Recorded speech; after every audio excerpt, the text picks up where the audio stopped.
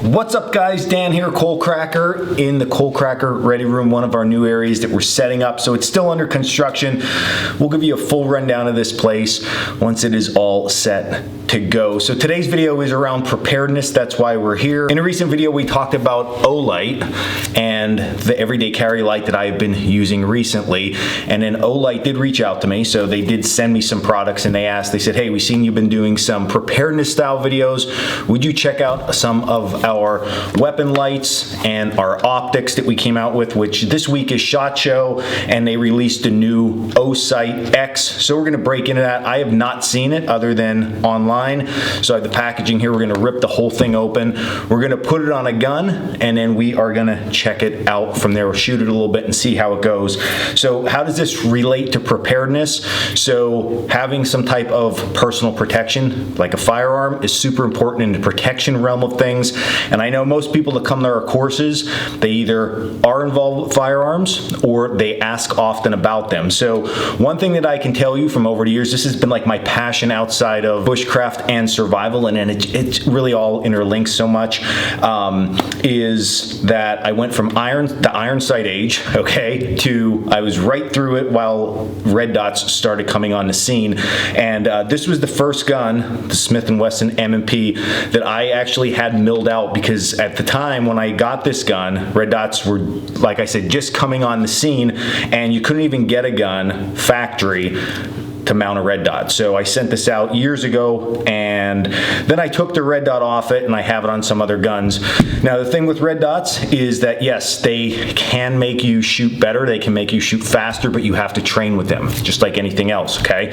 So you could put red dots on handguns, like this is my gun I'm gonna be using for the tactical games, which I'm doing in September. So I got a red dot on that. Or you can set something up on a rifle. So we have a magnified optic, and then we also run a red dot on it, just like that, just for close up fast type things. So again, we have the Osight X, and then they also sent over the PL Turbo weapon light. So we're gonna put both of them on the gun. This has been milled out for a Trijicon RMR, so we're gonna make sure this fits. If it doesn't, I did get the adapters to put it on a carbine, so we're gonna see how that plays out here in a second. But let's open this up and check it out, and I'll give you my first impressions on this. But like any piece of gear, right? As far as this is more like a first time impression, just another option for you if you are getting involved in firearms to maybe put something like this on your weapon system. So you got to use this stuff, you got to train with it. I'm just going to give you my overview. As far as duration, of course, this is going to be the first time we'll shoot, I don't know, 20 or 30 rounds through it. So you really have to put it through its paces though. So opening this up, you can see the dot size. Very comparable to other optics on the market. It does actually have a little bit higher footprint to it, which is going to be easier to get on target with. In a concealed carry type method, it's going to be maybe a little bit higher. You're going to feel that depending on how you carry. Now, the nice part of this sight, which I got excited about, was actually this cap. So this cap, what this does is this charges the unit. So if you ever used a red dot before, generally you have to take them off and replace the battery underneath. With the Osight X, you just snap this over the top and it will charge the unit. And whenever you take your unit off and you have to charge it, that means going back to the range, which isn't a big deal, right? It's the same as getting out in the woods, but you got to get out there and you got to re-verify your zero. So very important there to do that. In this case though, you can just charge up your optic and you will be good to go. So let me get this thing mounted on the gun, and then we'll take a look at that, and then we're going to shoot it a little bit, and then I'll give you my first impressions. I know also in here is going to be all of the chargers and stuff like this to charge up the battery pack. So I'll get all that stuff laid out. Also the light itself. So this light has 800 lumens. The PL Turbo, again, it's called. I'll put all the links for this stuff down in the description.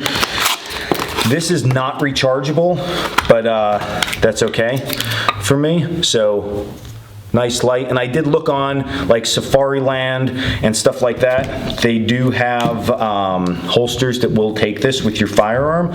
Weapon light's super important as far as for home self-defense, in my opinion, because you think about it, most of the time when any type of bad situation is going to happen is probably going to be at night. So being able to light the way is going to be very important. So let's get the weapon light on, let's get the optic on, and then let's see how this thing performs. So there you go. Now it is all set and ready to go. So my very first impressions overall, the light itself, very bright, okay? The controls on both sides, very easy to get to, so ambidextrous. They're very easy to mount. CR123 batteries for that, which a lot of tactical type stuff uses that anyway, so I always have those around. As far as the dot itself goes, definitely a little bit higher, like I said off initially looking at it before it was on the gun.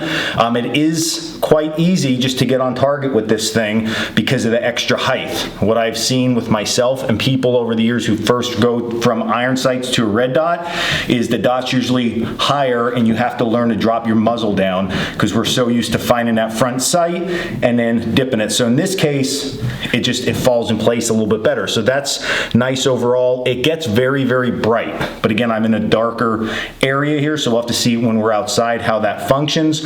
And then you can get it down really low, so it's going to be interesting under night vision or nods if that gets low enough that it's not blowing out the nods looking through that. Adjustments are here on the side of the sight itself, and then like I said, this pack just goes over the top and you can see it's charging just like that. So really, really cool setup itself. The footprint of this is the same as an RMR from Trijicon. So that's what this was originally milled out for. So this replaced it absolutely perfectly. Oh. ND, negligent discharge there on the white light. So let me get some mags loaded up and we're gonna go and we're gonna shoot this a little bit and see how it performs, and then we'll give you our final thoughts.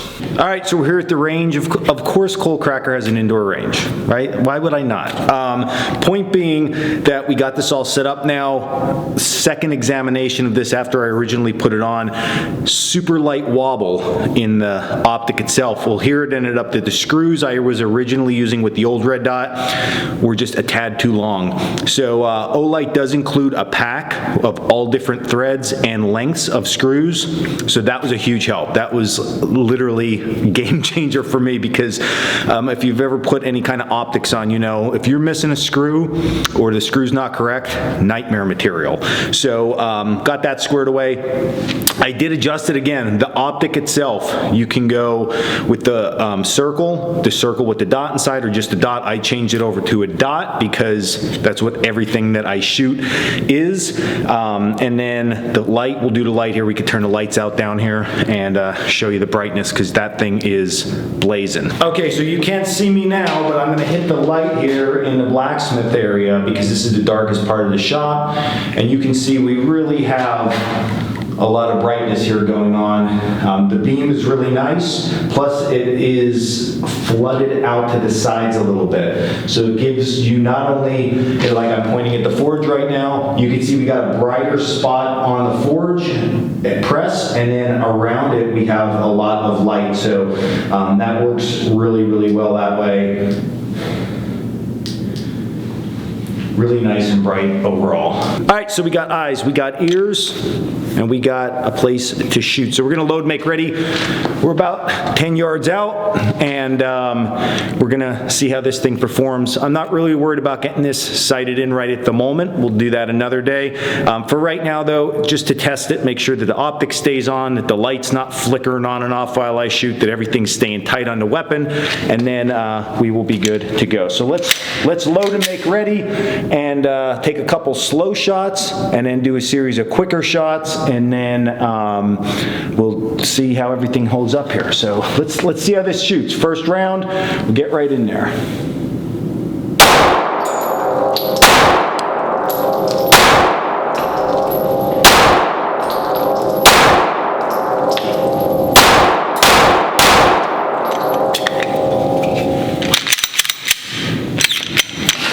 All clear, let's go check it out. Glasses are fogging up because it's cold down here. So here's what we got happening. Not a bad group. Coalcracker better tighten this up though a little bit, but for literally not zeroing the optic, I was aiming right at the cranium here, okay? Not good. Pulled this one shot, so we're shooting a little bit low, but we're pretty centered on there, so we can use that now to go back and at least start to re-zero this weapon with the optic. But shot good, holding a group pretty good, so I think a little bit shooter, but also that optic's helping a lot. So let's go look at the optic now and see if it loosened up and how it's holding up just after a couple shots. All right, and there you go. It is clear and safe, so we can move it around and point in all directions at this point.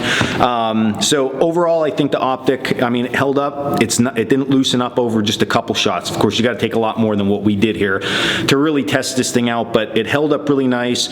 No flickering, and the dot is still on, that's the first thing that's very important. I think the big benefits with this, number one is a price point. Number two is that charging cap that goes over it. We don't have to keep removing it to put a battery in. And then number three is being able to adjust that reticle from a dot to a circle and a dot. Because myself, like I said, I shoot single dot, a lot of aim point in the past. My son, on the other hand, he shoots EOTech, so he likes that round circle with the dot inside. So if he's gonna run this gun for the day while we're out at the range, he can adjust that and he's good to go. And then as I get it, I can adjust it back to the dot, and we could do it that way. The light's in place, really nice mounting. Like I said, if it was seated back ever so slightly, I think I would like that a little bit more. There's a little bit of a gap here. It's not affecting when I have to hit that with my thumb. I guess we go this way, right? When I have to engage, it's not a problem, but I feel like the whole light should be set back a little bit more overall. So that's what we got going on. So I think definitely an option if you're looking for some type of red dot optic for your gun or your carbine. This might be it. So check it out. I'll put the link down in the description. Also, if you're interested in this kind of stuff, we are going to be having a preparedness class because we've been talking a lot more about preparedness here on this channel recently. We have that coming up this year, so you could check that out. We're going to go over a lot more of this preparedness stuff, and we're actually going to be going over some firearms, and you'll get to handle them and look at them and get a little bit of training around just the technical use of them. So that'll be a very fun class coming up, and all that good stuff. So check us out at Coalcrackerbushcraft.com, and I hope you enjoyed this video, and until the next video, gear up, stay in the woods.